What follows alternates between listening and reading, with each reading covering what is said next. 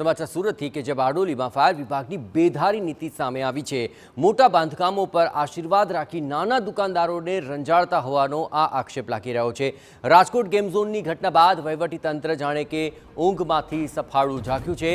Arihant complex તેમજ અનેક જગ્યાએ ફાયરના સાધનોનો અભાવ જોવા મળ્યો। ફાયર વિભાગના અલંકાર રોડ પર અરિહંત કોમ્પ્લેક્સમાં કાર્યવાહી કરવા ગયું હતું। સ્થાનિકોએ ફાયર અધિકારીઓનો રીતસરનો ઉધડો લઈ લીધો। પોલીસને સાથે રાખીને દુકાનો સીલ કરતા ફાયર અને દુકાનદારો વચ્ચે ઘર્ષણ પણ સર્જાયું હતું।